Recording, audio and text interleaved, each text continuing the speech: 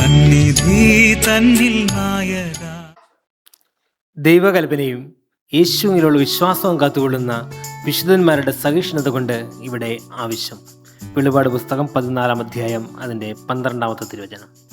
ദൈവത്തിൻ്റെ അതിപരിശുദ്ധ നാമം വാഴ്ത്തപ്പെടുമാറാകട്ടെ. സഹിഷ്ണുത എന്ന വാക്ക് ഇവിടെ അർത്ഥമാക്കുന്നത് സഹനം ശക്തി എന്നതാണ്.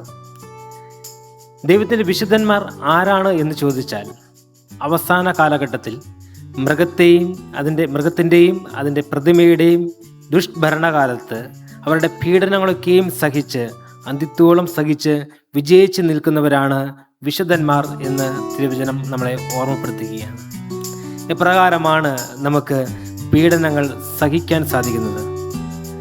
നീതിമാൻ വിശ്വാസത്താൽ ജീവിക്കുമെന്ന് നമ്മളെ ഓർമ്മപ്പെടുത്തുന്നു.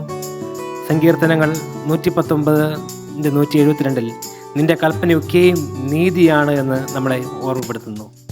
അപ്പോസ്തലൻ പൗലോസ് ഫിലിപ്പിയർക്ക് എഴുതിയ ലേഖനം 3 അധ്യായം അതിൻ്റെ 9 വാക്യത്തിൽ, ഞാൻ ക്രിസ്തുവിനെ നേടേണ്ടതിന് ന്യായപ്രമാണത്തിൽ നിന്നുള്ള എൻ്റെ സ്വന്തം നീതിയാലല്ല, ക്രിസ്തുവിലുള്ള വിശ്വാസം മൂലം വിശ്വസിക്കുന്നവർക്ക് നീതിയെ ലഭിച്ചു എന്ന് തിരുവചനം രേഖപ്പെടുത്തുന്നു.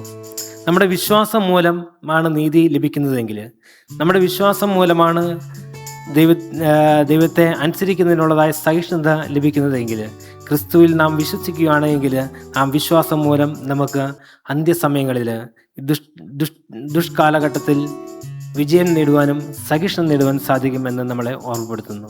നമുക്ക് അപ്രകാരം ആയിരിക്കട്ടെ. ഒരു നിമിഷം കണ്ണുകൾ അടയ്ക്കാം, പ്രാർത്ഥിക്കാം.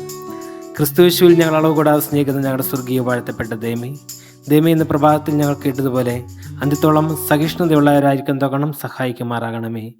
ഈ ലോകത്ത് ജീവിക്കുമ്പോൾ അനേക പരീക്ഷകൾ കടന്നു വരുമ്പോൾ, പീഡനങ്ങൾ കടന്നു വരുമ്പോൾ അതിനെല്ലാം അതിജീവിക്കാനുള്ള ശക്തി സ്വർഗത്തിൽ ദൈവം ഞങ്ങൾക്ക് നൽകണമേ എന്ന് ക്രിസ്തുയേശുവിന്റെ നാമത്തിൽ തന്നെ അപേക്ഷിക്കുന്നു.